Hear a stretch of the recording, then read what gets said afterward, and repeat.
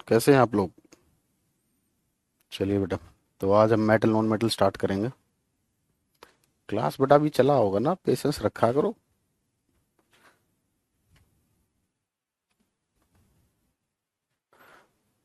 विपिन, रोहतास, सुशील, सुमन। हाँ जी बच्चों, अब ठीक है क्लास। अब लाइव है, ऑडियो वीडियो सब क्लियर है। बता दीजिए।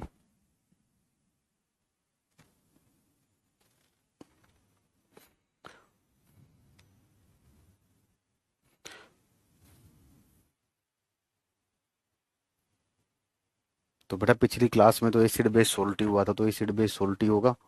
आज का टॉपिक आपका चेंज हो जाएगा। अभी करवा देते हैं।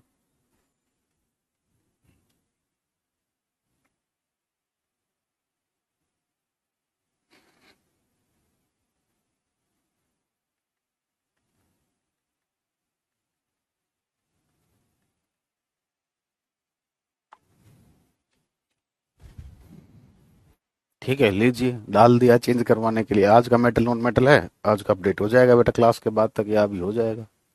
ठीक है। चलिए। Metal and non metal. Hindi में लिखोगे धातु और अधातु। धातु और अधातु।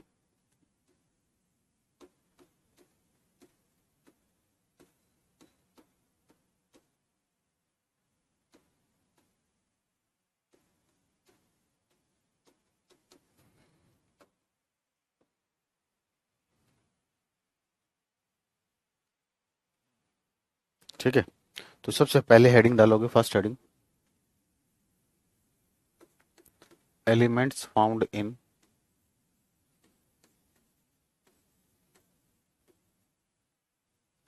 Elements found in earth crust.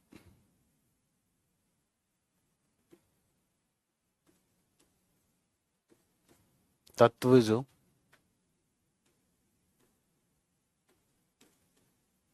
भूगर्भ में मिलते हैं।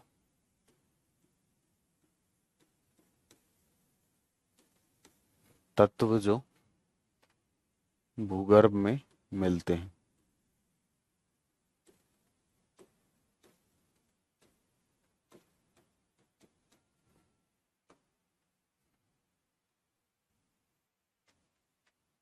तो देखिए, धरती के नीचे बेटा आपको बताना, धरती के नीचे की बात हो रही है। कौन से चार एलिमेंट जो सबसे ज्यादा मात्रा में मिलते हैं। धरती के नीचे कौन से चार एलिमेंट है जो सबसे ज्यादा मात्रा में मिलते हैं। ठीक है। देखिए, आप मुझे एक बात बताइए, इन चार चीजों को छोड़कर बताइए आपको सबसे ज्यादा किसकी जरूरत है। इनको छोड़कर बताना है,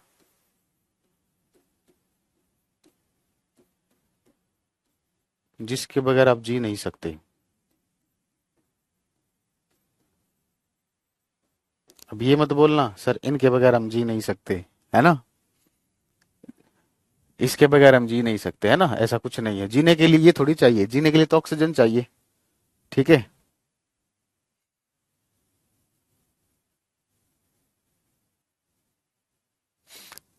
ठीक है ना, जीने के लिए ऑक्सीजन चाहिए, क्या पैसे को खाओगे, है ना। हवा तो फ्री की मिलती है। ठीक है। तो जीने के लिए क्या चाहिए बेटा, ऑक्सीजन चाहिए। अब कुछ लोगों के लिए तो ऑक्सीजन भी यही है, यहाँ पर टिकी हुई है सब कुछ, है ना। तो चलिए, जीने के लिए ऑक्सीजन चाहिए। तो धरती के नीचे सबसे ज्यादा मात्रा में मिलता है बेटा ऑक्सीजन। लेकिन ये गैस के फॉर्म में नहीं मिलता। ठीक है ना, ये ऑक्साइड्स के फॉर्म में मिलता है, कंबाइंड फॉर्म में। सेकंड नंबर पर मिलता है सिलिकॉन। थर्ड पर मिलता है एल्यूमिनियम। और फोर्थ पर आपको मिलता है आयरन। तो अगर आपसे पूछा जाए कौन सा मेटल धरती के नीचे सबसे ज्यादा मात्रा में मिलता है, कौन सी धातु धरती के नीचे सबसे ज्यादा मात्रा में मिलती है, तो धरती के नीचे अगर वो मेटल पूछता है तो बेटा आंसर होगा ये।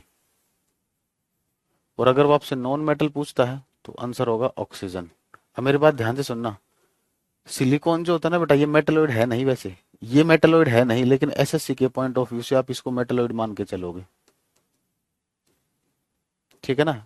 है नहीं ये, लेकिन एसएससी के पॉइंट ऑफ व्यू से इसको यही मानना है। भीख मांगनी पड़ेगी बस। चलिए, अरे आपके लिए इंस्टाग्राम ने कुछ लोगों के लिए पूछिए, रील के बगैर उनका जीवन अधूरा है। इतना आज के टाइम पर इतना खाली टाइम है लोगों के पास, रील देखते हैं, ठीक है ना, किसी के ब्लॉग देखते हैं, मतलब पढ़ाई, पढ़ने का टाइम है पढ़ते नहीं, फालतू चीजें देखते हैं। इतना टाइम कहाँ से आ गया भाई? हम पढ़ाते हैं, हमारे पास इतना टाइम नहीं होता। अरे टाइम है तो अच्छी बुक्स पढ़िए ना अपना, कुछ जीवन में सीखने को भी मिलेगा। चलिए, अब नोट करके पॉइंट लिखने हैं।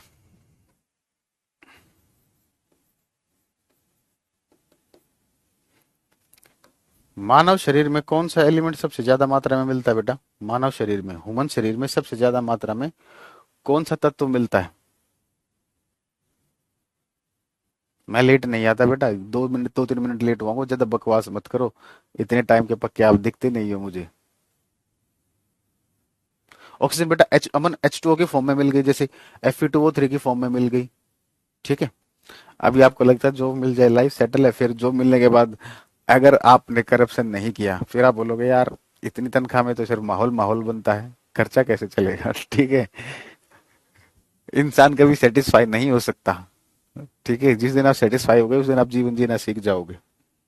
चलिए, हाँ, मानव शरीर के अंदर मिलता है बेटा ऑक्सीजन, तो लिखोगे नोट करके। मानव शरीर में, मानव शरीर में ऑक्सीजन तत्व, ऑक्सीजन तत्व सबसे अधिक मात्रा में मिलता है। मानव शरीर में ऑक्सीजन तत्व सबसे अधिक मात्रा में मिलता है।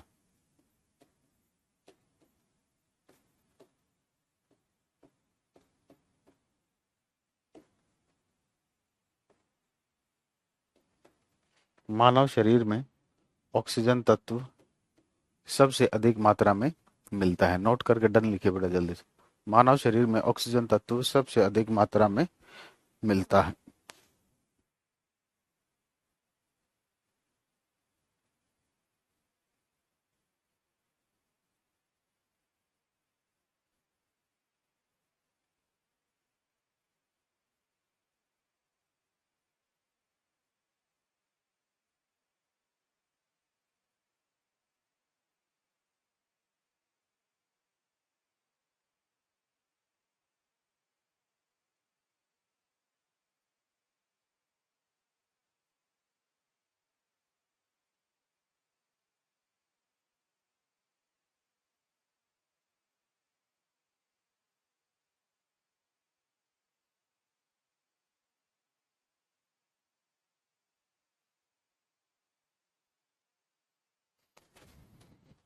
चलिए बेटा आगे बढ़ते हैं, ठीक है। अब हेडिंग डालिए मेटल, धातु।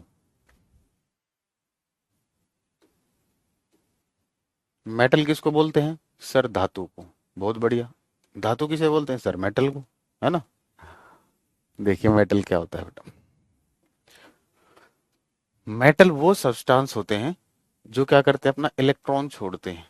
मेटल वो सब्सटेंस होते हैं जो क्या करते हैं, इलेक्ट्रॉन छोड़ते हैं, ठीक है।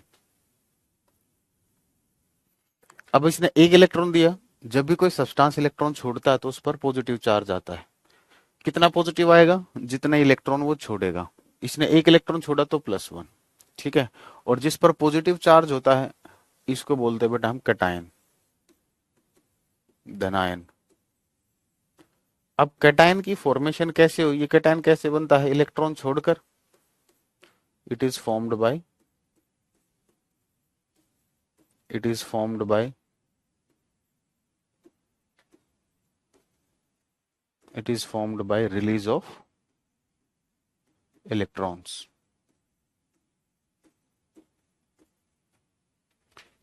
यह इलेक्ट्रॉन को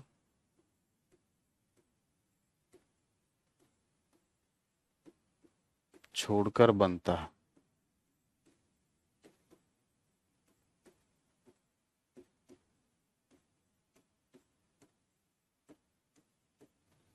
ठीक है। और ये इलेक्ट्रॉन को छोड़ने का जो प्रोसेस होता है इसको बोलते हैं हम ऑक्सीडेशन, उपचयन। ये क्रिया क्या कहलाती है? जिसमें इलेक्ट्रॉन छोड़े जाते हैं इसको बोलते हैं हम उपचयन। क्या बोलते हैं? उपचयन। और रिलीज ऑफ इलेक्ट्रॉन इंग्लिश में कहलाएगा ऑक्सीडेशन। तो ऑक्सीडेशन किसका हो रहा है बेटा? जो इलेक्ट्रॉन छोड़ रहा है। इलेक्ट्रॉन कौन छोड़ रहा है? मेटल छोड़ रहा है। तो जो सब्सटेंस जिनका ऑक्सीडेशन होता है वो कहलाते हैं रिड्यूसिंग एजेंट। क्या कहलाते हैं? Reducing agent. ठीक है, अपचायक।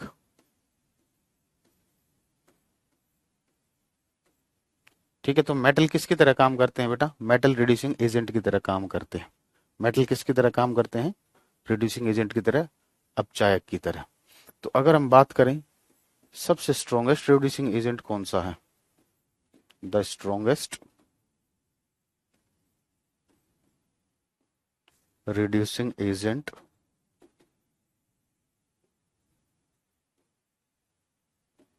सबसे शक्तिशाली उपचायक, अपचायक। सबसे शक्तिशाली अपचायक। तो ये कौन सा होता है? ये होता है आपका लिथियम। सबसे स्ट्रॉन्गेस्ट रिड्यूसिंग एजेंट कौन सा होगा? लिथियम। एक मेटल कितने इलेक्ट्रॉन रिलीज कर सकता है बेटा? मेटल पर डिपेंड करता है मेटल कौन सा। मेटल एक भी कर सकता है, दो भी कर सकता है, तीन भी कर सकता है, ठीक है, चार भी कर सकता है, ठीक है ना।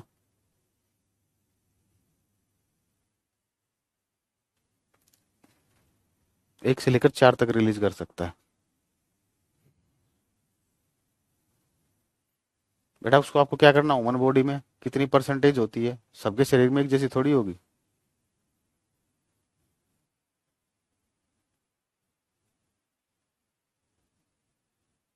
बिल्कुल सही है कॉन्सेप्ट।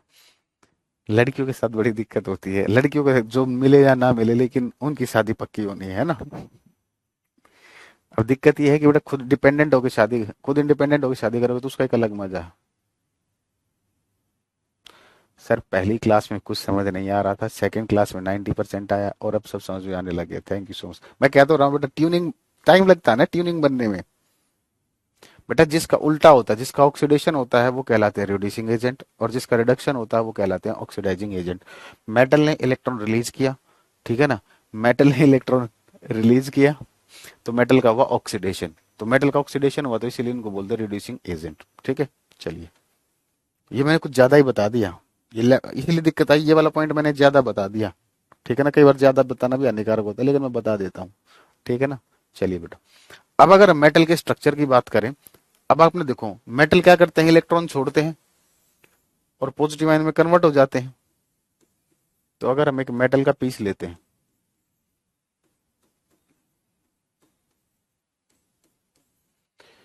तो इसमें क्या मिलेंगे आपको?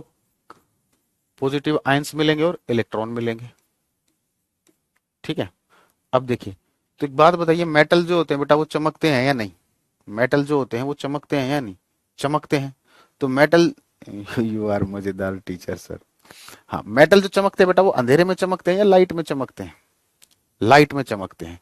तो होता क्या है, देखिए, जैसे ही मेटल पर लाइट गिरेगी तो ये जो इलेक्ट्रॉन है ये क्या करेंगे, इसका रिफ्लेक्शन करा देंगे। जैसे ही लाइट गिरी, ये क्या करा देंगे, इसका रिफ्लेक्शन करा देंगे। तो रिफ्लेक्शन की वजह से क्या होती है, चीजें चमकती है। जैसे आप लोगों ने देखा हो, क्रीम लगाने के बाद चमकता है ना आपका फेस। कुछ लोगों पर क्रीम असर नहीं दिखाती, ये अलग बात है, लेकिन क्रीम लगाने के बाद चेहरा चमकता तो है। क्यों चमकता है? क्योंकि जो भी लाइट आती है क्रीम क्या करती है, उसको रिफ्लेक्ट कर देती है। तो मेटल के पास प्रॉपर्टी है बेटा रिफ्लेक्शन की, जिसकी वजह से वो चमकते हैं, पहली चीज। दूसरे, मेटल कंडक्टर होते हैं या इंसुलेटर होते हैं? मेटल कंडक्टर होते हैं। क्यों कंडक्टर होते हैं?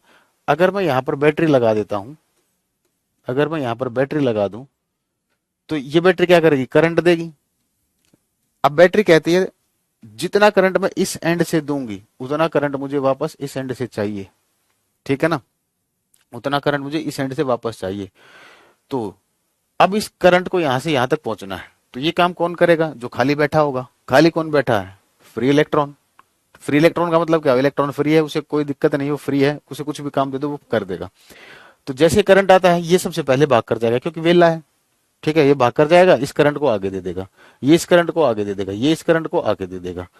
तो इस तरीके से इलेक्ट्रिसिटी कंडक्ट होना स्टार्ट करती है। ठीक है ना। तो मेटल के अंदर फ्री इलेक्ट्रॉन होते हैं जिसकी वजह से वो गुड कंडक्टर होते हैं। मेरी बात सुनते रहना, सारी चीजें लिखवाऊंगा। आज मेरा चेहरा भी अच्छा चमक रहा है। अच्छा अच्छा, मैंने क्रीम व्रीम में लगाता नहीं, वैसे आपको बता देता हूँ। ठीक है ना, क्रीम व्रीम में बहुत रेयरली कभी यूज करता हूँ, अदरवाइज मैं करता ही नहीं। ठीक है। हाँ जी। अब मेटल कंडक्टर होते हैं, तो सबसे बेस्ट कंडक्टर कौन सा होता है? सबसे बेस्ट कंडक्टर कौन सा होता है, बताइए आंसर जल्दी। अरे मेटल सॉलिड होते हैं, लेकिन बात करेंगे अभी, जो पूछ रहा हूँ वो बताइए।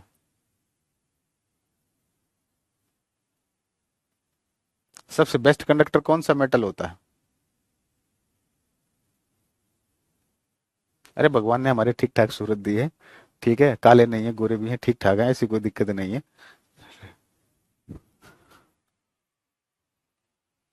जल्दी से, हाँ, सिल्वर मेटल। सिल्वर मेटल या चांदी जिसको हिंदी में बोलते हैं, वो सबसे बेस्ट कंडक्टर है, लिखवाऊंगा मैं भी। मुझे अब ये बताइए, वो कौन सा मेटल है जो बैड कंडक्टर है? वाह, अर्जेंटेनम, लेटिन नेम लेके आए हो, बहुत बढ़िया। वो कौन सा मेटल है जो हीट और इलेक्ट्रिसिटी का बैड कंडक्टर है? बताइए। बैड कंडक्टर पूछ रहा हूं मैं। आप जी लोगों ने ठीक बताया, दोनों गलत बताया, अब बैड कंडक्टर बता दीजिए।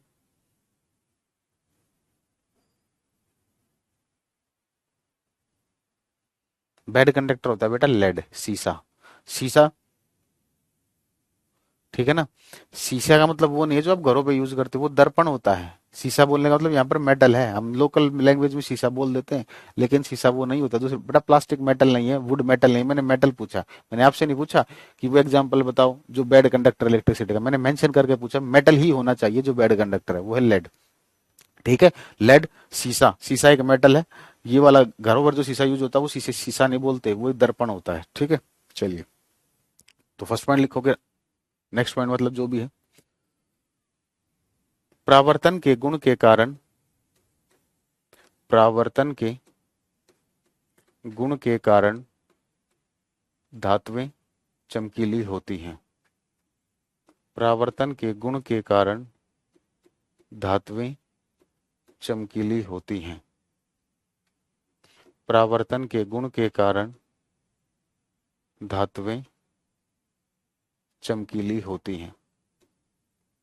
प्रावर्तन के गुण के कारण धातुएं चमकीली होती हैं। प्रावर्तन के गुण के कारण धातुएं चमकीली होती हैं। Next point.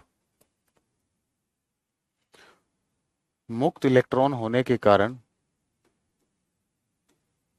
मुक्त इलेक्ट्रॉन होने के कारण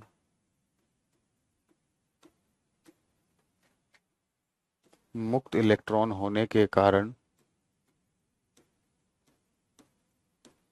धातुएं विद्युत और ऊष्मा की सुचालक होती हैं।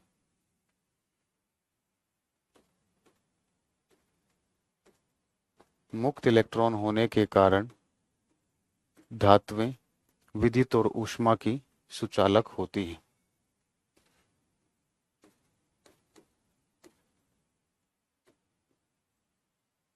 मुक्त इलेक्ट्रॉन होने के कारण धातुएं विद्युत और ऊष्मा की सुचालक होती हैं। धातुएं विद्युत और ऊष्मा की सुचालक होती हैं। नेक्स्ट लिखोगे, चांदी विद्युत और ऊष्मा की, चांदी विद्युत और ऊष्मा की सबसे अच्छी सुचालक धातु है। चांदी विद्युत और ऊष्मा की सबसे अच्छी सुचालक धातु है। चांदी विद्युत और ऊष्मा की सबसे अच्छी सुचालक धातु है। चांदी विद्युत और ऊष्मा की सबसे अच्छी सुचालक धातु है। चांदी विद्युत और ऊष्मा की सबसे अच्छी सुचालक धातु है।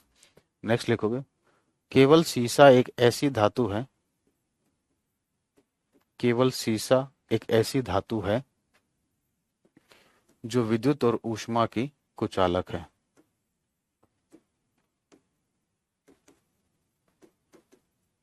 केवल शीशा एक ऐसी धातु है जो विद्युत और ऊष्मा की कुचालक है।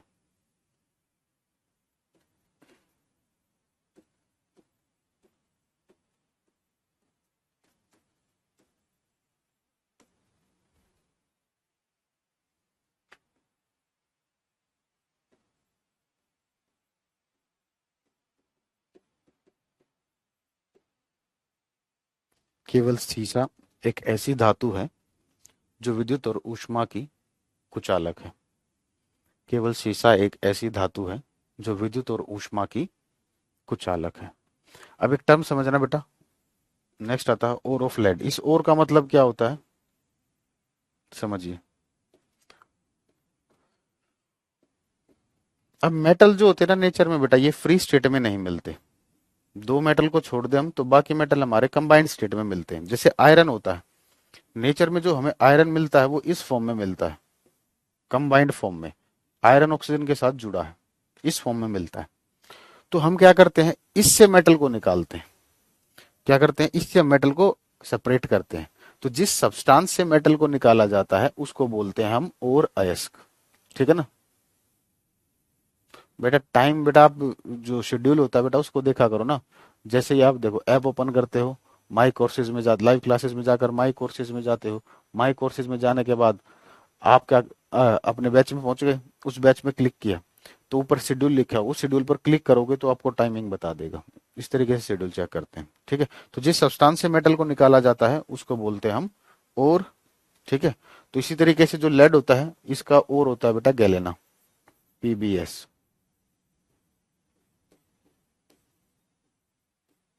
Galena PBS.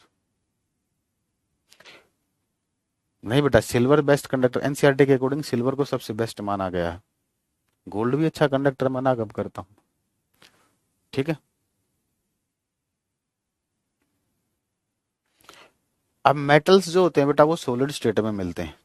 ठीक है ना, लेकिन एक ऐसा मेटल है जो सॉलिड स्टेट में नहीं मिलता। वो मेटल कौन सा होता है आपका, मरकरी, पारा। मरकरी को छोड़कर बाकी मेटल्स किस में मिलते हैं आपके, सॉलिड स्टेट में मिलते हैं। तो लिखोगे पारे को छोड़कर, पारे को छोड़कर सभी धातुएं, पारे को छोड़कर सभी धातुएं ठोस अवस्था में मिलती हैं।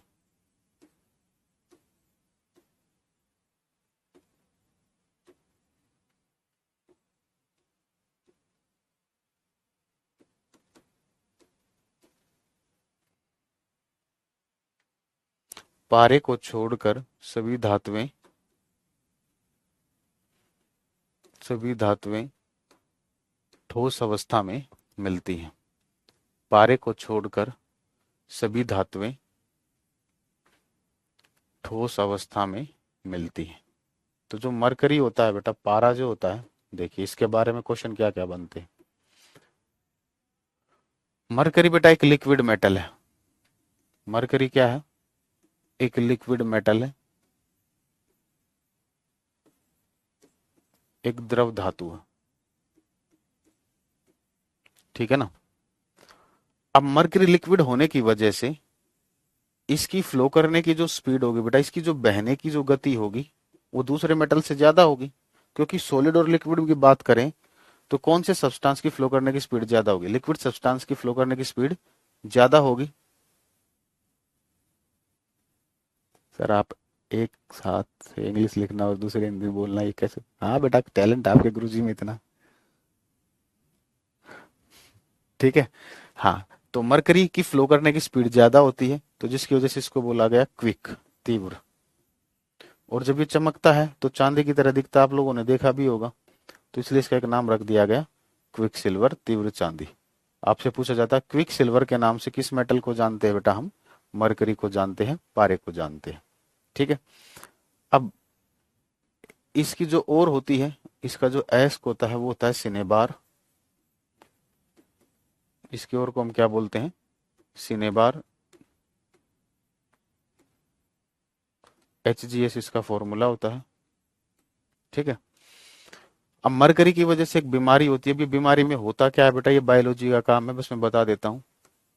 ये होती है मीना माटा। ठीक है ना, एक बीमारी होती है मीना माटा, मरकरी की वजह से होती है।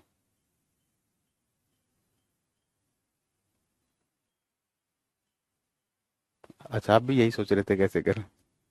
बेटा कृष्णा आ रहे हैं, गैलियम लिक्विड नहीं होता, किसने कहा। मेरा भाई आपसे IIT निकाल दिया, गुड बेटा, बहुत बढ़िया।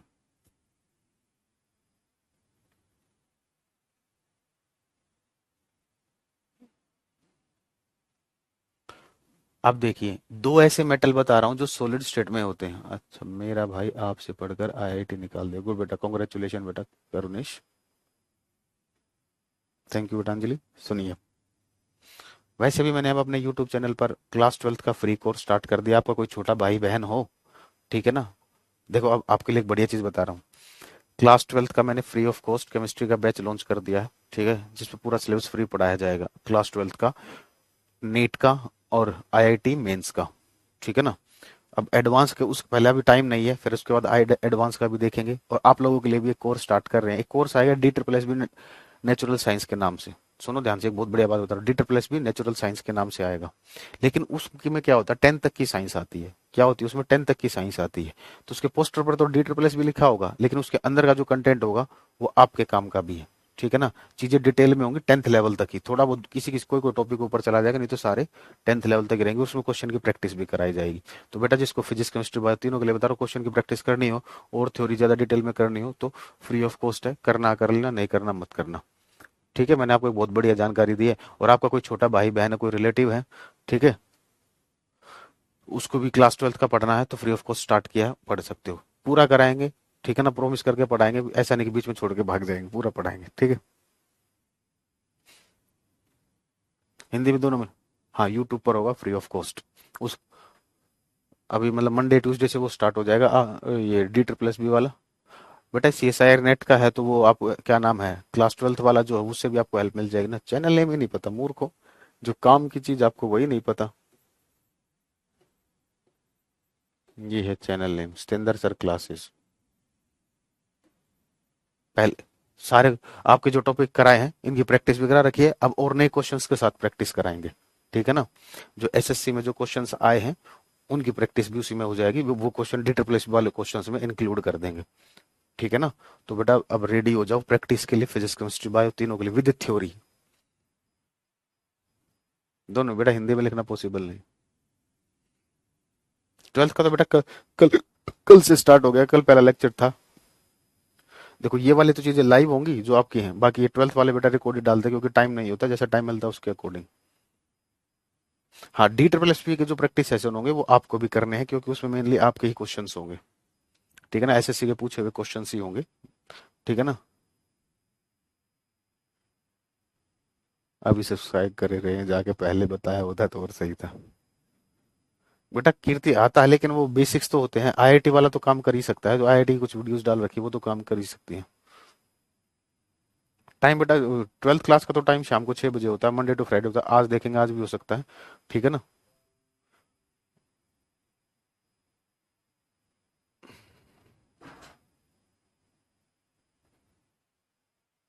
हाँ कह रहा है सर तुम्हें इतना टाइम तो मिलता नहीं, बेटा मुझे टाइम नहीं मिलता, ये तो मैं कह रहा हूँ, इसीलिए क्लास ट्वेल्थ का क्या करता हूँ मैं, रात को देखना, जैसे मुझे टाइम मिलता है क्लास में रात को 12-12 बजे भी रिकॉर्डिंग करता हूँ, ठीक है ना।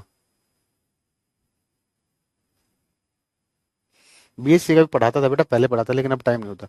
तो जो क्लास ट्वेल्थ का बैच है ना, वो लाइव नहीं पढ़ाते, उसकी रिकॉर्डिंग्स डालता हूँ रात को, जैसे टाइम मिला 11 बजे 12 बजे, कभी छुट्टी हुई तो दिन में 3-4 बजे, जैसे भी टाइम मिलता है उसकी रिकॉर्डिंग करके डाल देते हैं, ठीक है ना।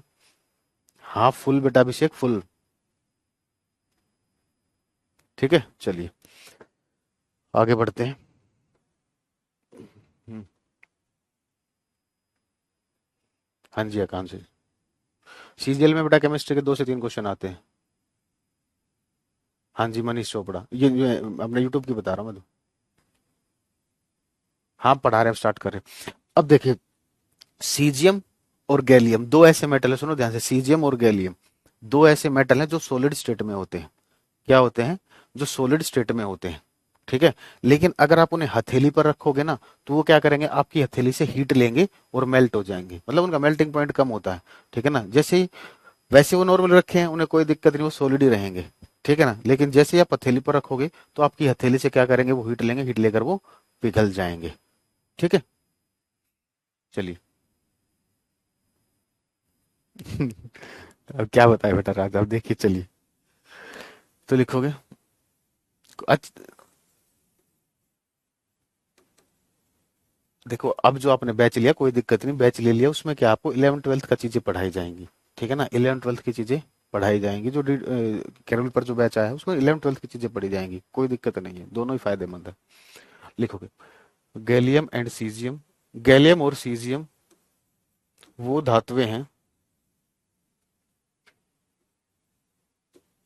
जो हथेली पर रखने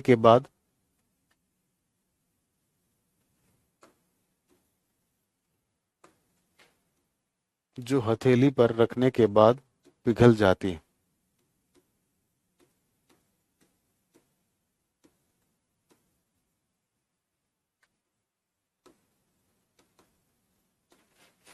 जो हथेली पर रखने के बाद पिघल जाती है।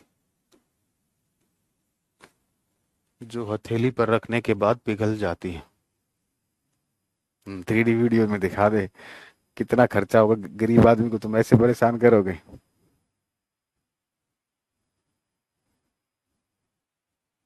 हो जाएगा बेटा सन्नी।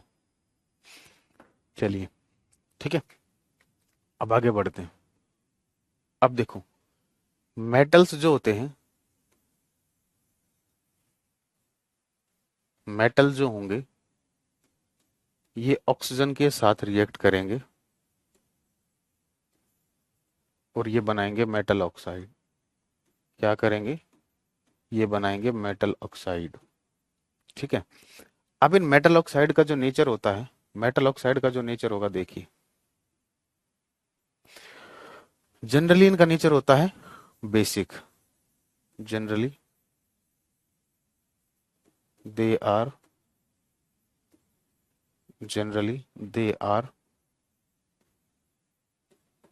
basic in nature। सामान्यतः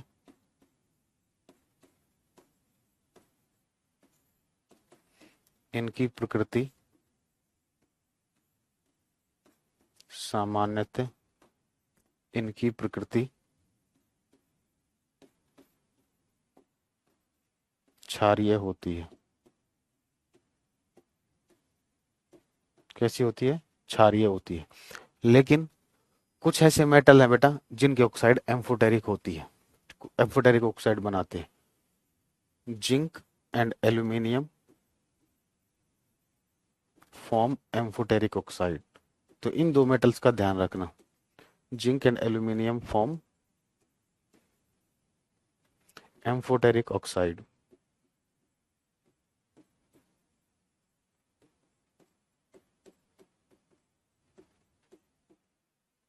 एम्फोटेरिक का मतलब होता है जो एसिड और बेस दोनों की तरह काम कर सके, जो एसिड और बेस दोनों की तरह काम कर सके। तो लिखोगे जस्ता और एल्यूमिनियम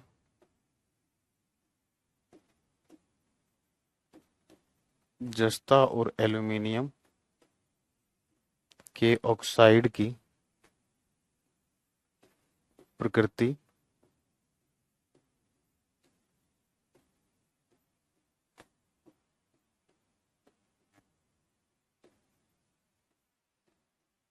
क्षारीय होती है। सॉरी, की प्रकृति क्षारीय नहीं बेटा, उभयधर्मी होती। की प्रकृति उभयधर्मी। उभयधर्मी का मतलब जो अम्ल और क्षार दोनों की तरह काम करे।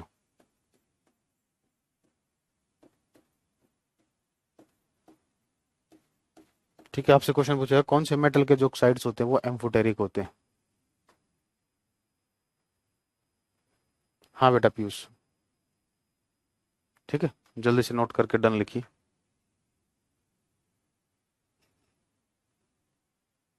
नमस्कार बेटा पारस।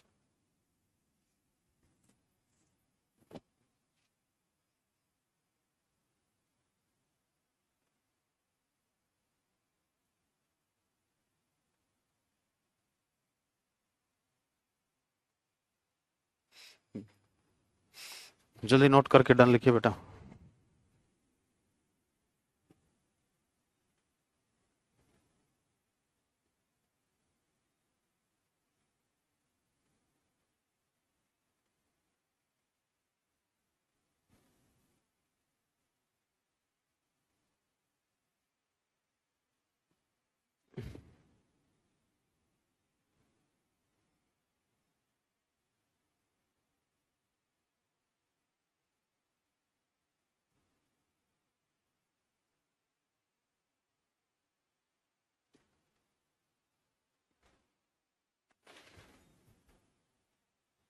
ठीक है बेटा। इनके ऑक्साइड, जैसे अगर एग्जाम्पल अगर बात करें, जैसे आपसे पूछ ले ZNO है, जिंक मेटल जब ऑक्सीजन के साथ रिएक्ट करेगा तो जब भी कोई मेटल ऑक्साइड के ऑक्सीजन के साथ रिएक्ट, हाँ, जब कोई मेटल ऑक्सीजन के साथ रिएक्ट करके जो कंपाउंड बनाता है उसको जनरली बोलते हैं ऑक्साइड। ठीक है, डॉक्यूमेंट वेरिफिकेशन ये लैंग्वेज की कोई दिक्कत नहीं होती वहाँ। ठीक है, हाँ बेटा, MP पटवारी के लिए सफिशियंट है बेटा। कभी स्लो पढ़, आज कह रहे स्लो पढ़ा रहे हैं, कभी फास्ट पढ़ाता हूँ, कभी कोई नहीं, पढ़ लीजिए बेटा जो भी है। तो Al2O3 हो गया, जैसे इसका नेचर कैसा होगा, एम्फोटेरिक। इन दोनों के अगर ऑक्साइड आपको दिख जाते हैं तो उनका नेचर कैसा होगा, एम्फोटेरिक। बेटा केमिस्ट्री को याद कैसे करें, एक बार नोट्स को पढ़ लीजिए और क्वेश्चन की प्रैक्टिस कीजिए।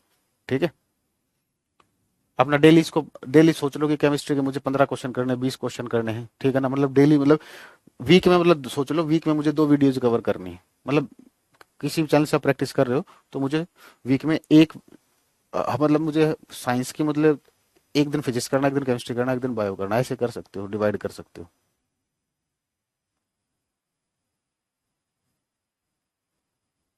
बेटा मेरा लॉजिक लगाने के बाद भी आप 8 घंटे नहीं पढ़ पा रहे, धीरे धीरे बनेगी ना, एकदम से नहीं बनेगी। सीटिंग कैपेसिटी एकदम से कभी नहीं बनती। मैंने क्या कहा है, मैंने अपने स्ट्रेटेजी वाले वीडियो में आपको यही बात कही है कि जिसको पढ़ने की आदत नहीं है वो 2 घंटे से स्टार्ट करे या 1 घंटे से स्टार्ट करे, फिर वो धीरे धीरे 4 घंटे पर आएगा, फिर धीरे धीरे 1 महीने बाद वो 8 घंटे पर अपने आप आ जाएगा। ठीक है, क्वेश्चन बेटा कहाँ से मिलेंगे, या तो बुक परचेज कर लीजिए, बुक परचेज नहीं करनी तो मैंने यूट्यूब पर करवा रखे, वहां से कर लिया, और अभी और स्टार्ट करूंगा वो कर लेना। ठीक है, बुक वैसे आपको बुक परचेज करने की अभी तो कोई जरूरत नहीं है, ये करा दिया, मैंने अपने यूट्यूब पर करा के वहां से कर लीजिए, या जहां से भी आपको करने किसी भी सोर्स से कर लीजिए। मैं अपना सोर्स बता रहा हूँ, मैंने करवा रखे तो आप वहां से भी कर सकते हो। ठीक है, आपको बेटा इतनी 1000 बार बता चुका हूँ, बार बार ये ना पूछे क्वेश्चन की प्रैक्टिस कहाँ से करें। मैंने अपने यूट्यूब चैनल पर क्वेश्चन की प्रैक्टिस करवा रखी है, आपने मेरा यूट्यूब चैनल खोलकर तो देखिए एक बार। Atomic structure, metal, non metal, acid base सब करा रखे हैं। ठीक है, आपने इतने बैच परचेज क्यों किए कि आप 8 8 8 घंटे क्लास करनी पड़ती, इतने आपको 2 बैच परचेज करने चाहिए थे पहले। ठीक है, तो प्रैक्टिस का भी मैंने बता दिया कहाँ से क्वेश्चंस की आप प्रैक्टिस कर सकते हो, और अभी मैं और भी जो टॉपिक बचे हुए हैं उनकी भी प्रैक्टिस कराऊंगा और एक्स्ट्रा भी कराऊंगा। और आपके प्रीवियस पेपर जो हैं वो मैं बताया कि अब जो D++ वाले में प्रैक्टिस कराऊंगा उसमें आपके भी क्वेश्चन होंगे, आप वहां से कर सकते हो। ठीक है, चलिए अब आगे बढ़ते हैं। लिखोगे the most malleable and ductile metal.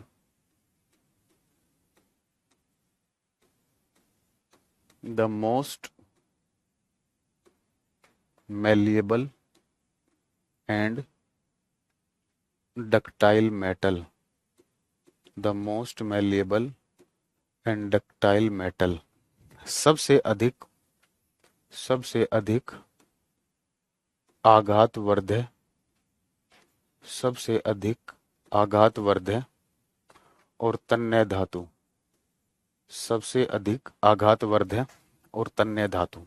तो पहले मतलब समझ लीजिए बेटा, मेलेबल का मतलब क्या होता है और डक्टाइल का मतलब क्या होता है। जब हम मेटल्स को शीट में, मेटल को हम परतों में बदलते हैं तो उसको बोलते हैं malleability. Conversion of metal into, conversion of metal into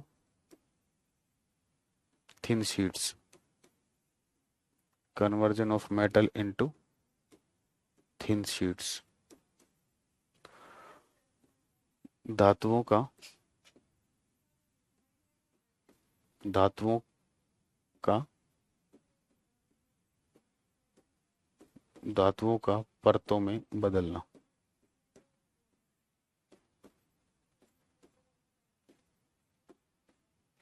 और डक्टिलिटी का मतलब होता है वायर्स में बदलना।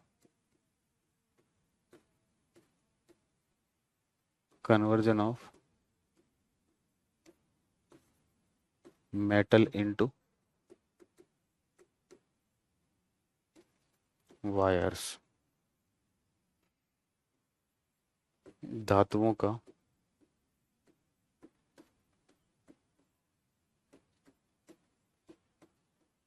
तारों में बदलना।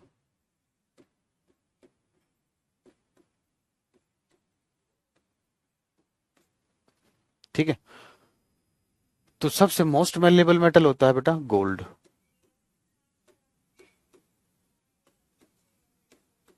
सेकंड नंबर पर होता है सिल्वर। ठीक है ना, सबसे मोस्ट मेलेबल मेटल कौन सा है, गोल्ड, सोना। और सेकंड नंबर पर सिल्वर चांदी। क्या बताएं बेटा मानसी, क्या पूछ रहे थे? आपका कमेंट नीचे चला गया, दिल से नोट करके इसको डन लिखिए। हाँ बिल्कुल बेटा तुषार।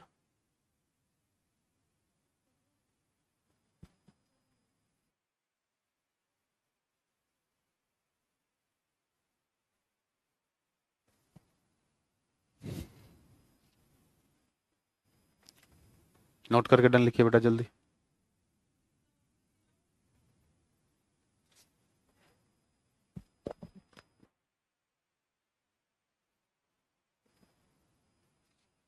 नहीं बेटा, हाइड्रोक्साइड नहीं कहा बेटा मैंने, ऑक्साइड लिखवा है। एल्यूमिनियम हाइड्रोक्साइड तो बेसिक होगा। चलिए आगे देखिए। हाँ तन्वी बेटा क्या क्वेश्चन पूछा था? देखो इतने कमेंट आते हैं हमारे पास, जब मैं पढ़ाता भी तो हूँ। ठीक है, तारों में बदलने का मतलब, वायर्स को बेटा पीट पीट के तारों में बदला जाता है। जैसे खंभों पर जो तार लगे हुए मेटल के ही तो हैं। राजीव बेटा मंडे से, मंडे से या ट्यूसडे, मोस्टली मंडे से। सबसे पहले तो कॉपर हुई थी बेटा, ये तो हिस्ट्री में पढ़ते हो आप। सबसे पहले कौन से मेडल खोजी थी? कॉपर की हुई थी। ठीक है ना।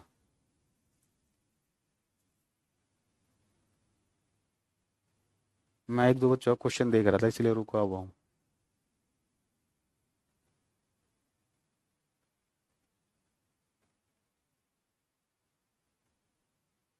नहीं बेटा, जिंक और एल्यूमिनियम को नाइफ से नहीं कट कर सकते, आ रहे हैं उसी पॉइंट पर अभी हम। ठीक है ना। ठीक है उस पर आ रहे हैं हम। तो अब लिखोगे नेक्स्ट, द लाइटेस्ट मेटल, सबसे हल्की धातु। लिखो द लाइटेस्ट मेटल, सबसे हल्की धातु। द लाइटेस्ट मेटल, सबसे हल्की धातु। सबसे हल्की धातु कौन सी होती है बेटा? लिथियम। द लाइटेस्ट मेटल, सबसे हल्की धातु लिथियम। द लाइटेस्ट मेटल, सबसे हल्की धातु lithium. Next, the heaviest metal, सबसे भारी धातु। द हैवीएस्ट मेटल, सबसे भारी धातु। द हैवीएस्ट मेटल, सबसे भारी धातु। सबसे भारी धातु कौन सी है बेटा?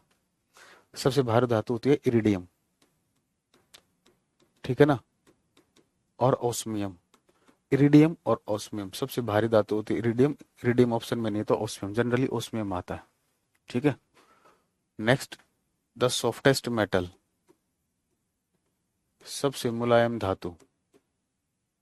द सॉफ्टेस्ट मेटल, सबसे मुलायम धातु। द सॉफ्टेस्ट मेटल,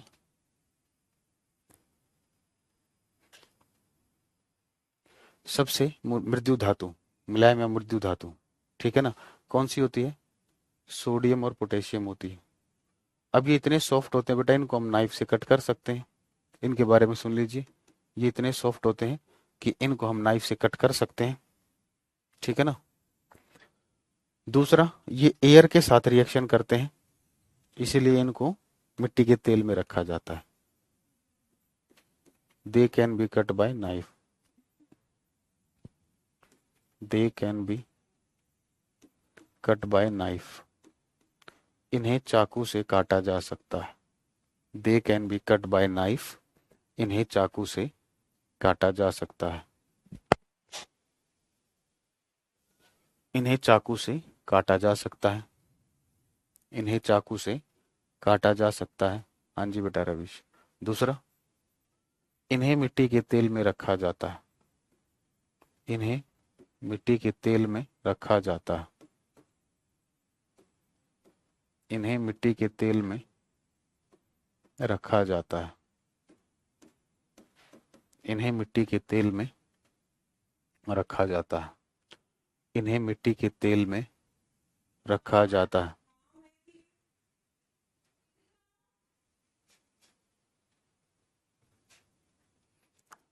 अब एक बच्चा कह रहा है जो बैच परचेज करते हैं तो उसमें पढ़ने का मजा अलग। हाँ भाई बात है, कुछ बच्चों को आदत है पैसे दे के पढ़ने की और कुछ बच्चों को फ्री पढ़ने की। बेटा सबका अपना अपना होता है। थोड़ा ये होता है जेब से पैसे चले जाते हैं तो लगता है कि हमने पैसे दिए तो पढ़ना चाहिए।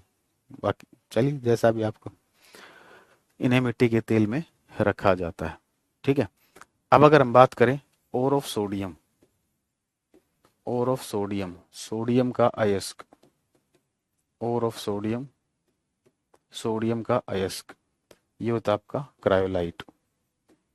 ओर ऑफ सोडियम, सोडियम का अयस्क क्रायोलाइट, इसका फॉर्मूला होता है Na3Al(F6). ठीक है। एक होता है ओर ऑफ पोटेशियम,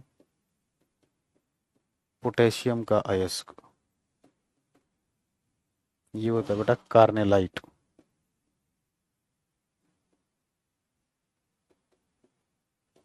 KCl(MgCl2)(6H2).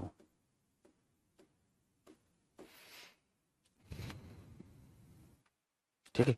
देखो, ओर ऑफ एल्यूमिनियम के भी लिखवा देता हूँ, जो पीछे पॉइंट छूट गया था। ओर ऑफ एल्यूमिनियम, एल्यूमिनियम के अयस्क। देखो बेटा, ये जो क्रायोलाइट है इसमें एल्यूमिनियम भी है और सोडियम भी है, तो ये दोनों का अयस्क होता है। ठीक है। ठीक है। अरे कहा हम, कहा मोदी, मोदी जी, मोदी जी हैं। चलिए, तो एक तो इसका हो गया बेटा क्रायोलाइट।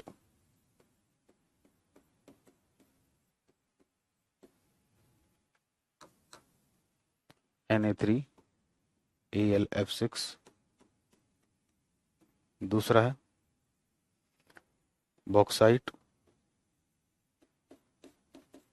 बॉक्साइट का फॉर्मूला होता है Al2O3.6H2O, sorry 2H2O।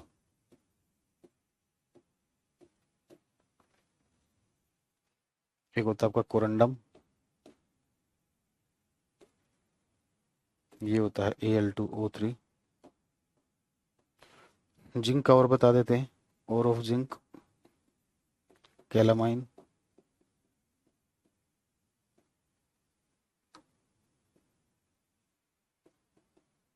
Zn CO3।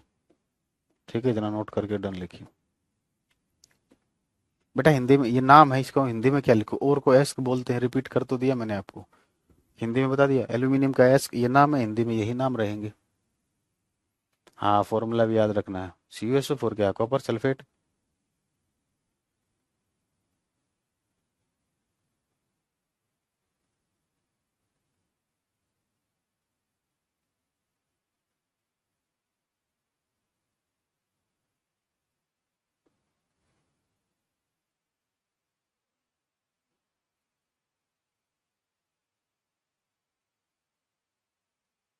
हाँ तो बेटा पढ़ना तो बिल्कुल है। मैंने कब कहा है सर पूंजी फंसाई है? मजाक थोड़ी किया है, पढ़ना तो पड़ेगा। हाँ बिल्कुल बेटा, पूंजी फंसाई हो चाहे ना फंसाई हो, पढ़ना है तो पढ़ना है बेटा। जीवन में सफल होना तो एजुकेशन है। ठीक है ना, तो मेहनत तो करनी पड़ेगी।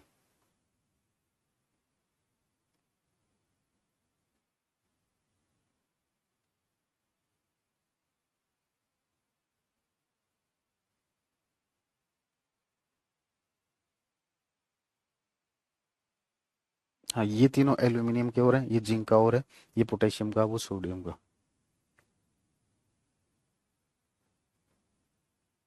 और अब बेटा मोहम्मद, पहले डर लगता था, अब बताइए। ओके बेटा पीयूष, प्रॉमिस नहीं करते हैं, कोशिश करेंगे, हो जाएगा चरण बेटा। तो विवेक बेटा अब आप ही देख लीजिए अब क्या करें। हम टू द पॉइंट पर आते हैं, हम फालतू बकवास नहीं करते, काम की चीजें पढ़ाते हैं, बकवास चीजें नहीं पढ़ाते।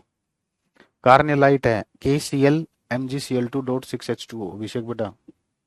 ठीक है, ये फॉर्मूला KCl(MgCl2)(6H2O। इतना हार्डवर्क बेटा करना पड़ता है जीवन में, यही जीवन है। ठीक है ना, हार्ड वर्क नहीं करोगे तो बेटा अपनी इच्छाएं कैसे पूरी करोगे? चलिए, नेक्स्ट लिखोगे द हार्डेस्ट मेटल, सबसे कठोर धातु। देखो इस क्वेश्चन में कभी पजल नहीं होना है, क्योंकि हार्ड, किसी भी मेटल की हार्डनेस डिसाइड करने के लिए 6 तरीके होते हैं, तो उसके लिए 6 आंसर होते हैं। हार्डेस्ट मेटल के 6 आंसर हैं। ठीक है ना। आपके पेपर में, आपके पेपर के अकॉर्डिंग जो होगा वो होगा प्लेटिनम। लिखोगे सबसे कठोर धातु, सबसे कठोर धातु, सबसे कठोर धातु, सबसे कठोर धातु, सबसे कठोर धातु प्लेटिनम। ठीक है। अब देखिए, टेनरी, चमड़ा उद्योग, लेदर किससे बनता है? कुछ बोलेंगे चमड़े से, मूर्खों चमड़े को ही लेदर बोलते हैं। चमड़ा किससे बनता है? लेदर किससे बनता है? एनिमल की स्किन से बनता है बेटा। किससे बनता है? एनिमल की स्किन से बनता है, पशुओं की खाल से बनता है। अब एनिमल की जो स्किन होती है वो क्या होती है? सॉफ्ट होती है। एनिमल की स्किन क्या होती है? सॉफ्ट होती है। तो उसको हार्ड बनाने के लिए एक मेटल यूज किया जाता है, वो है क्रोमियम। तो आपसे पेपर में क्वेश्चन ऐसे पूछा जाता है, टेनरी में, चमड़ा उद्योग में कौन से मेटल का यूज करते हैं? टेनरी में, चमड़ा उद्योग में कौन से मेटल का यूज करते हैं? क्रोमियम का यूज करते हैं। किसका यूज करते हैं? क्रोमियम का यूज करते हैं। ठीक है, चलिए। एक बीमारी होती है इटाई इटाई, एक बीमारी है आपकी इटाई इटाई। ठीक है ना, ये एक बीमारी का नाम होता है। ये कौन से मेटल की वजह से होती है? ये होती है आपकी कैडमियम की वजह से। ये किसकी वजह से होती है? ये आपकी कैडमियम की वजह से होगी। ठीक है ना, ये किसकी वजह से होगी? आपकी कैडमियम की वजह से होगी। अब देखिए, फिजिक्स में आता है एक फोटो इलेक्ट्रिक इफेक्ट। फिजिक्स में आता है आपका फोटो इलेक्ट्रिक इफेक्ट, प्रकाश वैद्युत प्रभाव। फोटो इलेक्ट्रिक इफेक्ट, प्रकाश वैद्युत प्रभाव। ठीक है। और एक होती है बेटा एटॉमिक क्लॉक, परमाणु घड़ी। रेडियो वेव्स की फ्रीक्वेंसी मेजर करने के लिए यूज होती थी एटॉमिक क्लॉक, परमाणु घड़ी। पेपर में आपसे पूछा जाता है एटॉमिक क्लॉक में कौन से मेटल का यूज करते हैं? फोटो इलेक्ट्रिक इफेक्ट में कौन से मेटल का यूज करते हैं? तो दोनों में हम सेमी मेटल का यूज करते हैं। ठीक है, वो होता है आपका सीजियम। सीजियम मेटल का यूज होता है। ठीक है ना, नोट करके डन लिखिए।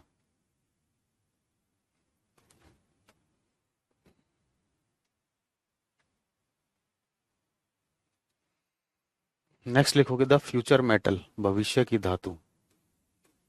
द फ्यूचर मेटल, भविष्य की धातु। टाइटेनियम को बोलते हैं बेटा, क्योंकि ये ड्यूरेबल होती है, इसको काफी लंबे टाइम तक यूज किया जा सकता है, ड्यूरेबल होती है। तो इसीलिए टाइटेनियम को नाम दिया गया है फ्यूचर मेटल।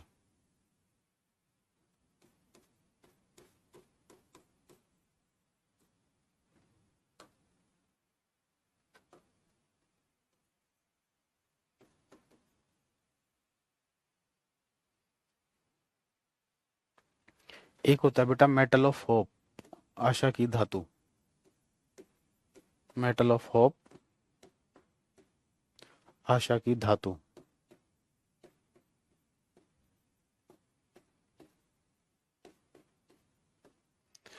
तो मेटल ऑफ होप किसे बोलते हैं बेटा? हम यूरेनियम को बोलते हैं। किसको बोलते हैं हम? यूरेनियम को बोलते हैं। ठीक है ना, इसके दो पॉइंट लिखेंगे अब यहाँ पर। तो मेटल ऑफ यूरेनियम को क्यों बोलते हैं? क्योंकि फ्यूचर में क्या है बेटा, हमारा कोल और पेट्रोल डीजल ये सब खत्म हो जाएगा। ठीक है ना, तो ये खत्म हो जाएगा तो हमें एनर्जी चाहिए, क्योंकि व्हीकल्स को तो चलाना है।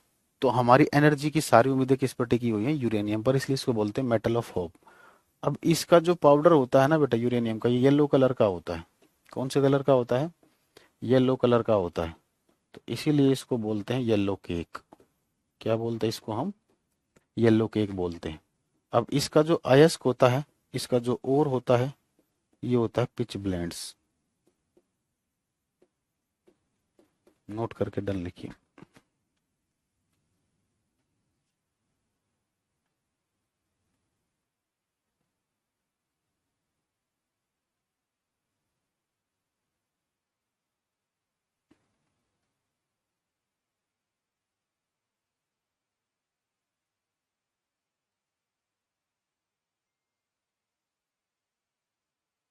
जल्दी नोट कीजिए।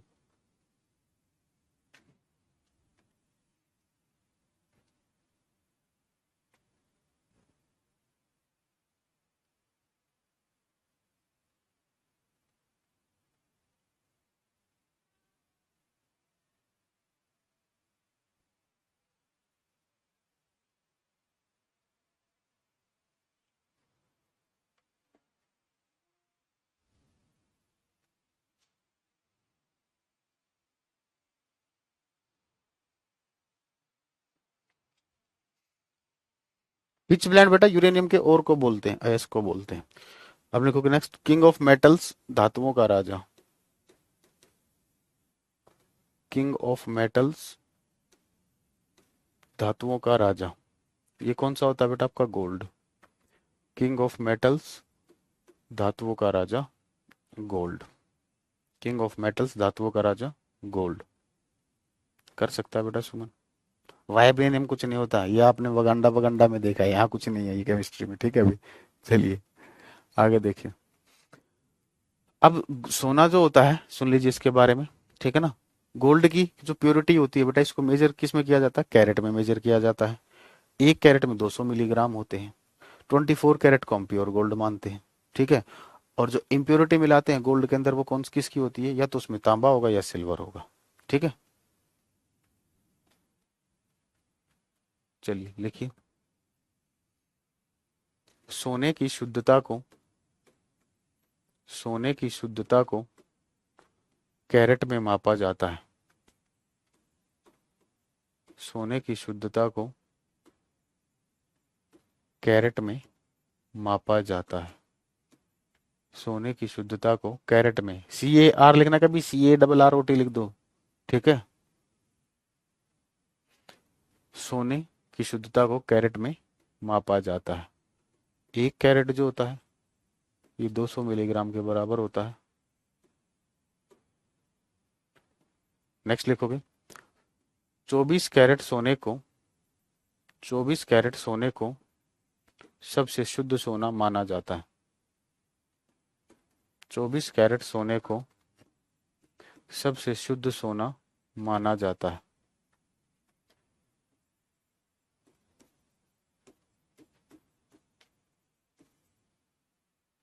24 कैरेट सोने को शुद्ध सोना माना जाता है। 24 कैरेट सोने को शुद्ध सोना माना जाता है।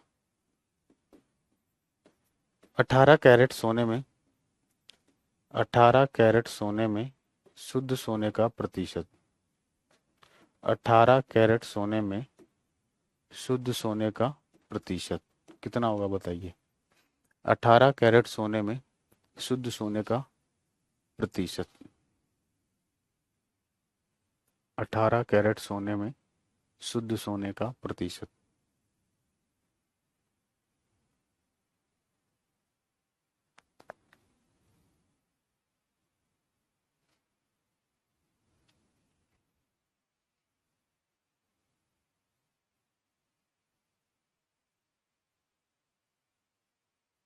देखिए बेटा, 18 कैरेट में आपको निकालना है।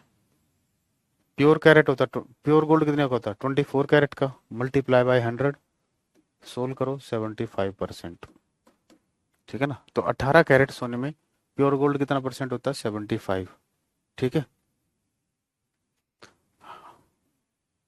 इम्प्योरिटी इन गोल्ड,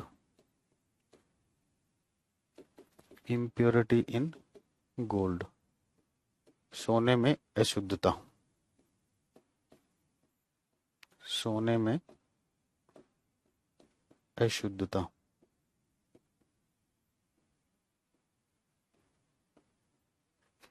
तो ये होती है आपकी कॉपर और सिल्वर, तांबा और चांदी, तांबा और चांदी।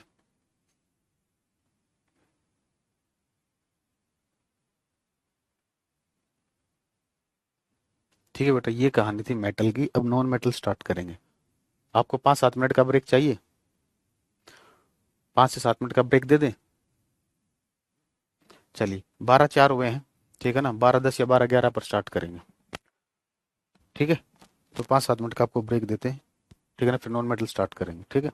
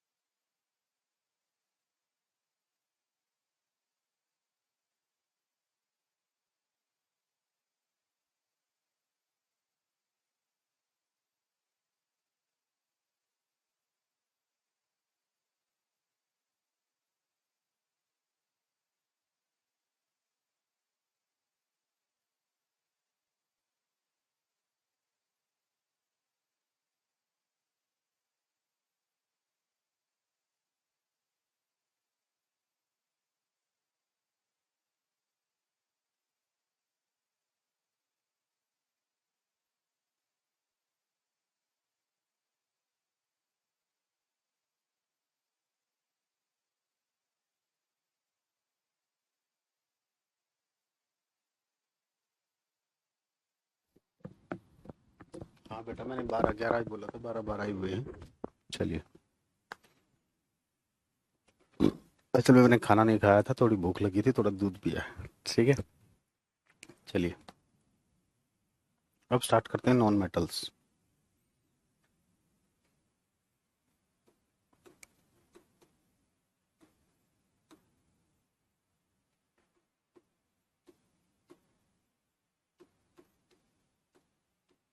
ए धातु। तो मेटल वो सब्सटेंस थे बेटा जो इलेक्ट्रॉन लेते थे, तो सॉरी, जो देते थे। और नॉन मेटल क्या होंगे? नॉन मेटल वो सब्सटेंस होंगे जो इलेक्ट्रॉन लेंगे।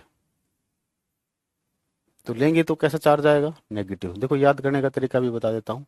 इलेक्ट्रॉन लेने का मतलब क्या हुआ? इलेक्ट्रॉन पर नेगेटिव चार्ज होता है। ठीक है ना, एक इलेक्ट्रॉन पर -1 चार्ज होता है। तो एक इलेक्ट्रॉन लिया इसलिए -1, 2 इलेक्ट्रॉन लेगा -2। ठीक है। और जिस पर नेगेटिव चार्ज होता है, ये होता है एनायन, ऋणायन। तो एनायन कैसे बना बेटा? गेन ऑफ इलेक्ट्रॉन से। It is formed by it is formed by gain of electrons.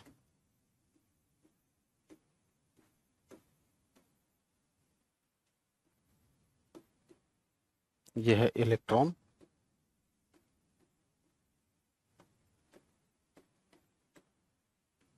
लेकर बनता है।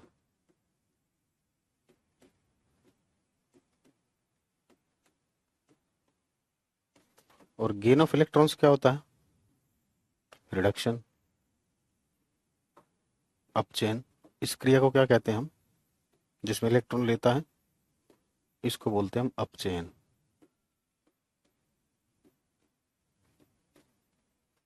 रिडक्शन।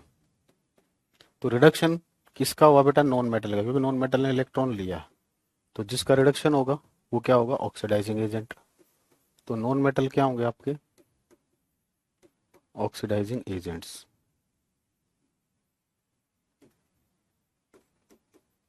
ये क्या होंगे? उपचायक।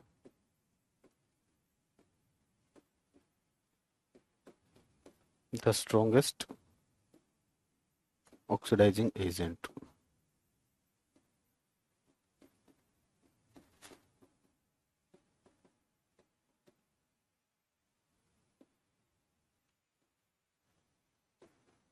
सबसे शक्तिशाली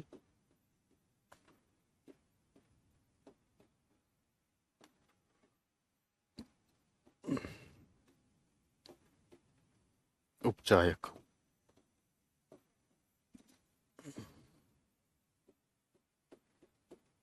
ये होता है आपका फ्लोरीन। नोट करके डन लिखिए।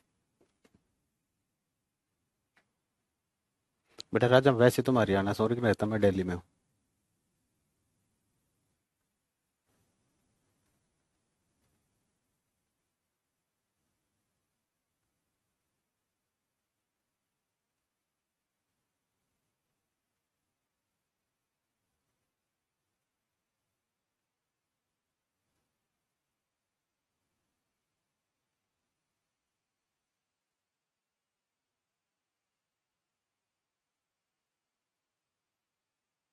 बेटा अंजलि, वो इम्पोर्टेंट नहीं है, जो ओर्स इम्पोर्टेंट है वही बताई जाती है। ठीक है ना।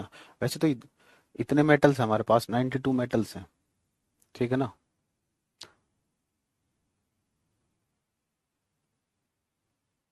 90 के आसपास मेटल्स है, तो सबकी और याद थोड़ी करनी है हमें, तो इम्पोर्टेंट और जो हम पेपर में आती है वही याद करनी है। अब नॉन मेटल्स जो होते हैं बेटा, ये तीनों स्टेट में मिलते हैं, सॉलिड स्टेट में, लिक्विड में और गैस में। ठीक है ना। इलेक्ट्रॉन कैसे चलता है धातु में, बता दें आपको? कॉन्सेप्ट बता दें।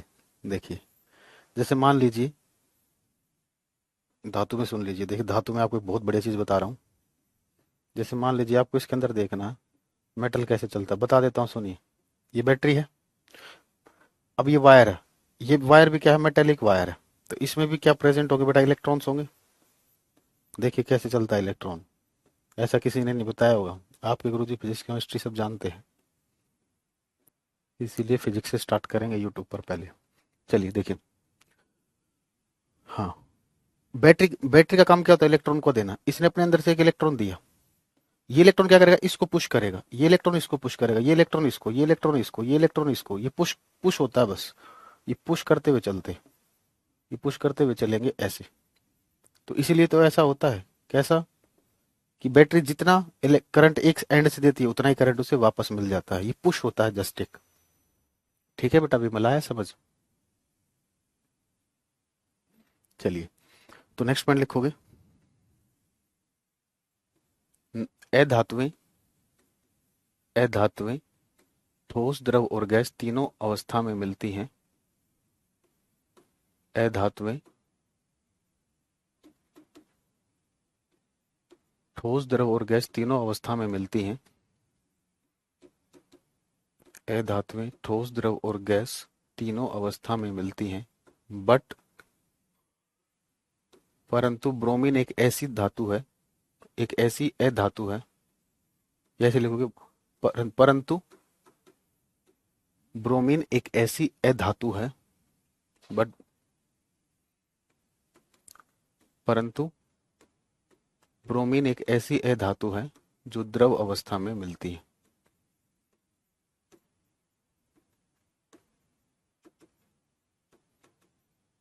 जो द्रव अवस्था में मिलती है।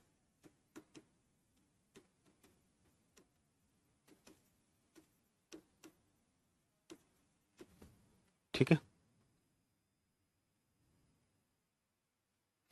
बैटरी डिस्चार्ज क्यों होती है बेटा? बैटरी के अंदर इलेक्ट्रोलाइट्स यूज होते हैं, इलेक्ट्रोलाइट खत्म हो जाता है। बैटरी के अंदर इलेक्ट्रोलाइट्स यूज करते हैं। जैसे आप इन्वर्टर में पानी क्यों डालते हो? उसके इलेक्ट्रोलाइट्स को बढ़ाने के लिए, H2SO4 की मात्रा को बढ़ाने के लिए। मटेरियल खत्म हो जाता है बेटा। ठीक है। चलिए, अब नॉन मेटल क्या चमकते हैं? हाँ होती है बेटा, बिल्कुल होती है।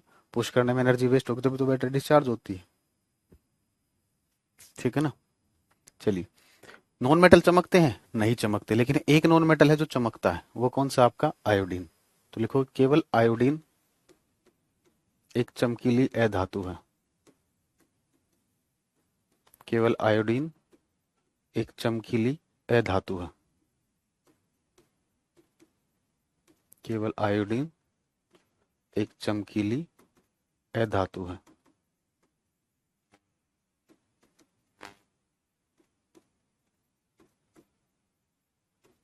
केवल आयोडीन एक चमकीली अधातु है। हाँ जी बेटा नरेश, क्या कंफ्यूजन है बेटा? शिखा बताइए। अब समुद्र के चारों तरफ जो झाड़ियां उगती हैं उसे बोलते हैं सीवीड्स, समुद्री घास। तो समुद्री घास में आयोडीन होता है।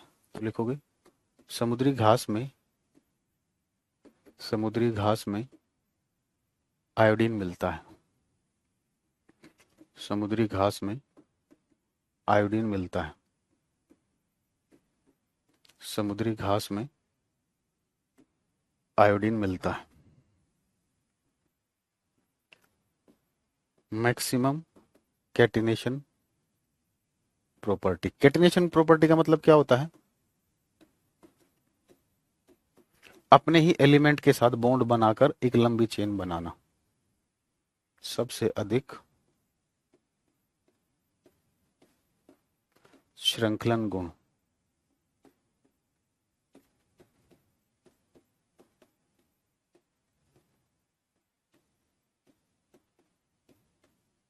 समझिए, कैटिनेशन प्रॉपर्टी किसे बोलते हैं? सुनिए, जैसे कोई एलिमेंट है बेटा ए, ये अपने ही दूसरे एलिमेंट के साथ जुड़कर बॉन्ड बनाता रहे। ए के साथ जुड़ा, फिर ए के साथ जुड़ा, फिर ए के साथ जुड़ा। ठीक है ना। क्या क्या डाउट है बेटा? एक मिनट रुकिए, कमेंट को ऊपर करके देखते हैं।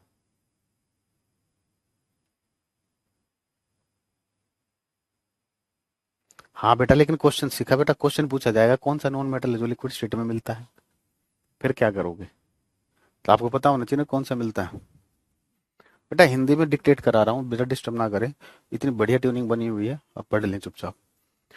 ठीक है। आज आपको होमवर्क भी मिलेगा। आज आपको होमवर्क मिलेगा केमिस्ट्री के बेसिक्स जानने के लिए। आपको होमवर्क दूंगा मैं आज। ठीक है, करना तो कर लेना, नहीं करना तो मत करना, आपकी इच्छा है। ठीक है। क्योंकि आपके सिलेबस में कहीं मेंशन नहीं करा, लेकिन वो उसके क्वेश्चन फ्यूचर में आएंगे, क्योंकि पुराने क्वेश्चन खत्म हो चुके हैं, नए भी तो आएंगे, तो नए क्वेश्चंस के लिए आपको कुछ बताया जाएगा। ठीक है, तो सबसे ज्यादा कैटेनेशन प्रॉपर्टी होती है बेटा कार्बन के पास, सबसे ज्यादा कैटेनेशन प्रॉपर्टी होती है कार्बन के पास। ठीक है, लेस्टर का मतलब बेटा चमकना, ब्राइटनेस, चमकदार। ठीक है, चलिए नेक्स्ट हेडिंग डालिए, allotropes of carbon. Allotropes of carbon.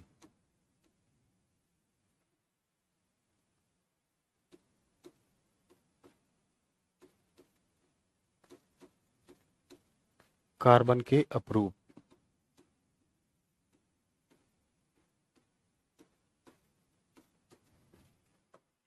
Allotropes of carbon, carbon के अपरूप। एक ही सब्सटेंस की बेटा जब डिफरेंट फॉर्म्स में मिलता है, एक ही सब्सटेंस जब डिफरेंट फॉर्म्स में मिलता है तो उसको बोलते हैं हम एलोट्रॉप्स। क्या बोलते हैं? एलोट्रॉप्स। तो जो कार्बन होता है ना, ये आपको तीन फॉर्म्स में मिलता है, डायमंड के रूप में भी मिलता है, ग्रेफाइट की फॉर्म में भी मिलता है, और तीसरा है बकमिस्टर फुलरीन।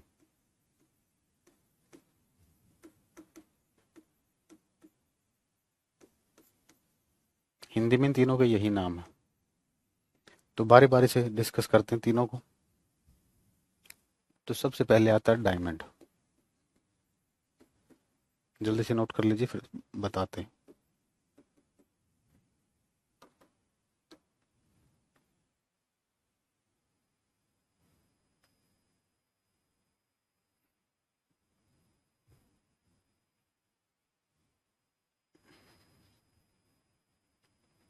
सिलेबस बेटा जो मैं करा रहा हूँ यही सिलेबस है।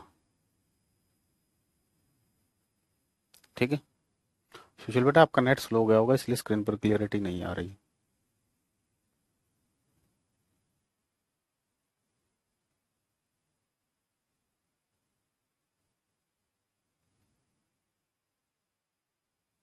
चलिए बेटा देखिए, डायमंड एक ऐसा सब्सटेंस होता है बेटा जिससे अगर आप इलेक्ट्रिसिटी को पास करोगे ना तो इलेक्ट्रिसिटी पास नहीं करेगा, लेकिन अगर आप उसके एक एंड को हिट करोगे, एक कोने को हिट करोगे, बाकी कोने अपने आप हीट हो जाएंगे धीरे धीरे। मतलब डायमंड जो होता है इलेक्ट्रिसिटी का तो बैड कंडक्टर होता है, लेकिन हीट का क्या होता है? गुड कंडक्टर होता है। नेचर में जितने भी सब्सटेंस मिलते हैं उनमें सबसे कठोर कौन सा होता है? आपका डायमंड होता है। हीरा नेचुरल की बात कर रहे हैं, आर्टिफिशियल इससे ज्यादा हार्ड हो सकते हैं। ठीक है, कल कोई क्लास नहीं होगी, कल मेरी क्लास में होगी बेटा, संडे को नहीं होती। ठीक है, अब डायमंड का यूज कहां पर करते हैं? चट्टानों को काटने में, ग्लास को काटने में। कभी आपने देखा हो जब खिड़कियों में शीशे लगाने वाले आता है तो वो एक पेंसिल टाइप लेके आता है, वो ग्लास पर क्या करता है? ऐसे लाइन खींचता है और उसको तोड़ देता है।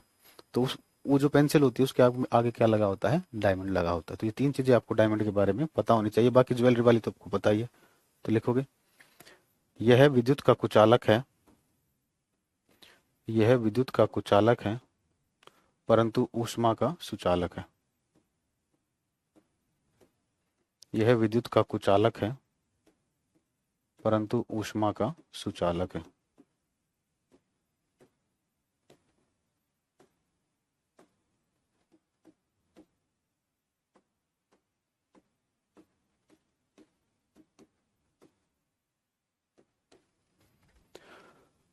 यह विद्युत का कुचालक है परंतु ऊष्मा का सुचालक है। ठीक है, लिखोगे, यह प्रकृति में मिलने वाला, यह प्रकृति में मिलने वाला सबसे कठोर पदार्थ है। यह प्रकृति में मिलने वाला सबसे कठोर पदार्थ है। यह प्रकृति में मिलने वाला सबसे कठोर पदार्थ है। यह प्रकृति में मिलने वाला सबसे कठोर पदार्थ है। इसका प्रयोग कांच और चट्टानों को काटने में किया जाता है। इसका प्रयोग कांच और चट्टानों को काटने में किया जाता है।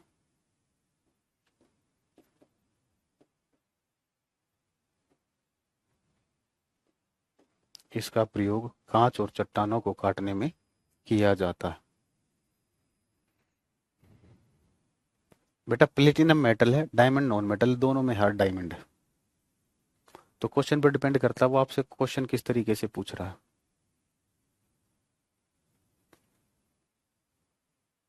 ठीक है, चलिए अब बात कर लेते हैं ग्रेफाइट की।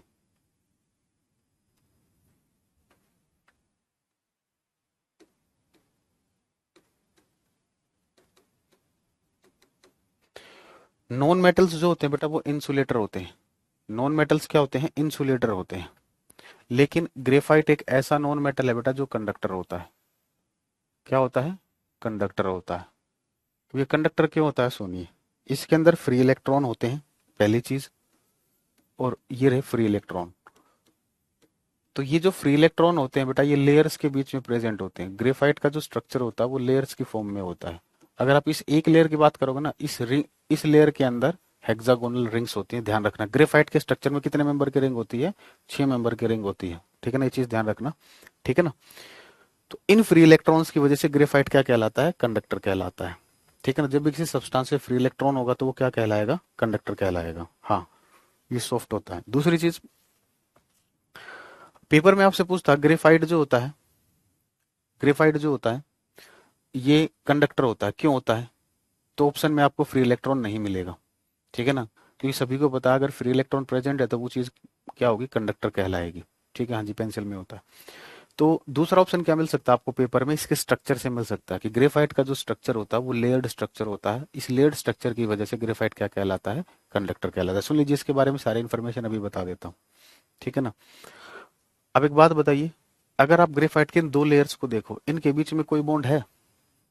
कोई बॉन्ड दिखाई दे रहा है? नहीं दिखाई दे रहा। तो जिसका कोई नहीं होता उसका, जल्दी बताओ, जिसका कोई नहीं होता उसका भगवान कहाँ से आ गया? मैं कह रहा हूँ जिसका कोई नहीं होता उसका कोई नहीं होता, लेकिन केमिस्ट्री में होता है। तो ग्रेफाइट की ये जो लेयर्स होती है बेटा, इन लेयर्स के बीच में एक फोर्स होता है, वेंडरवाल फोर्स। ये काफी वीकेस्ट फोर्स होता है।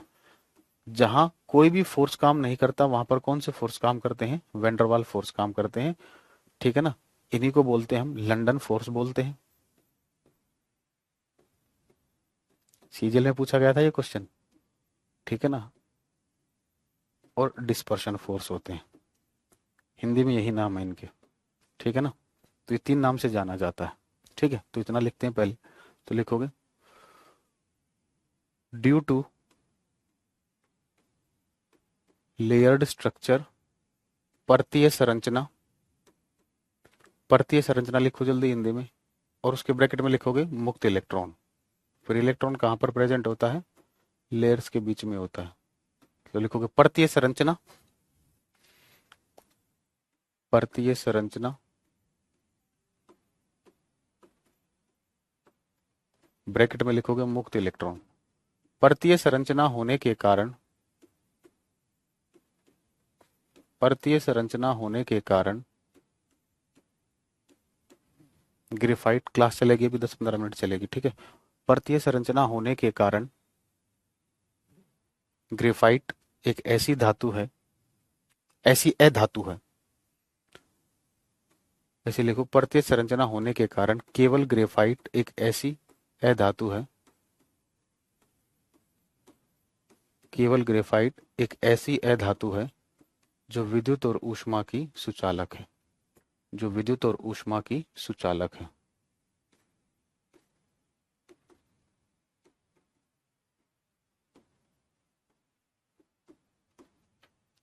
जो विद्युत और ऊष्मा की सुचालक है।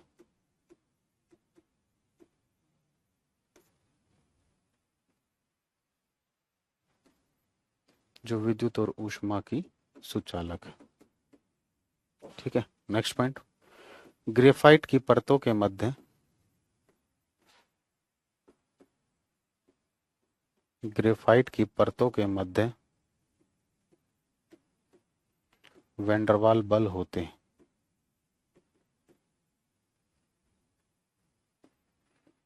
ग्रेफाइट की परतों के मध्य वेंडरवाल बल होते हैं।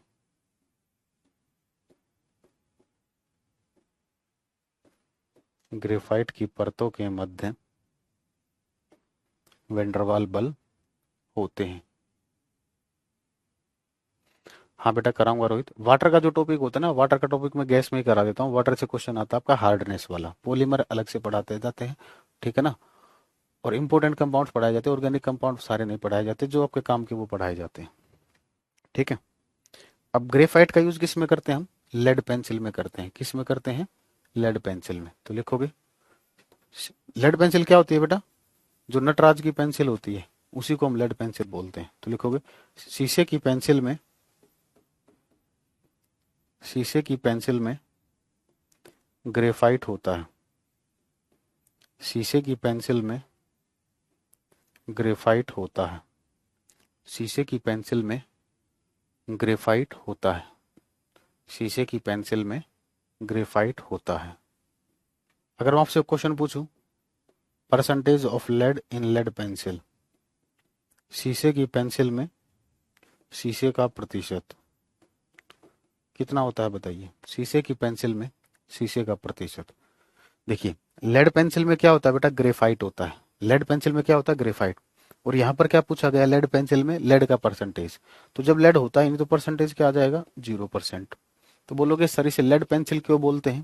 बेटा देखो, जब स्टार्टिंग में लेड पेंसिल बनी थी तो उस टाइम पर इसमें लेड ही यूज होता था। जब स्टार्टिंग में लेड पेंसिल बनी तो इसमें किसका यूज होता था? लेड का ही यूज होता था। लेकिन बाद में पता चला लेड से कैंसर होता है। कोल एंड पेट्रोलियम पढ़ेंगे, उसमें बताएंगे आपको लेड से कैंसर होता है। तो जब ये पता चला लेड से कैंसर होता है, तब लेड को चेंज कर दिया गया ग्रेफाइट से। तो पहले लेड यूज होता था, तभी से इसका नाम लेड पेंसिल है। लेकिन अब क्या यूज होता है इसमें? ग्रेफाइट, ठीक है।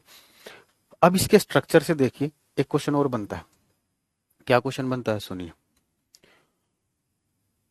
लुब्रिकेंट सुने होंगे आप लोगों ने, स्नेहक जिसको हिंदी में बोलते हैं लुब्रिकेंट।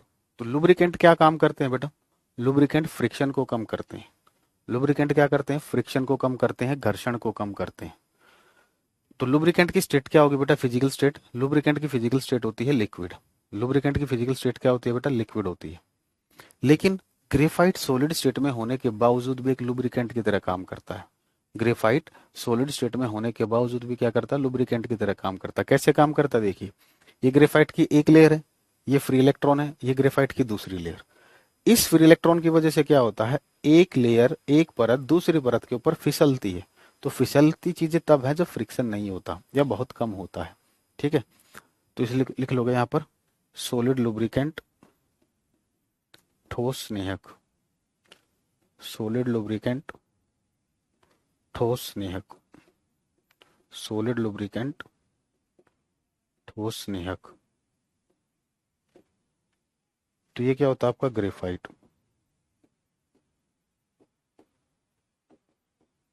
सॉलिड लुब्रिकेंट, ठोस स्नेहक, ये होता है आपका ग्रेफाइट,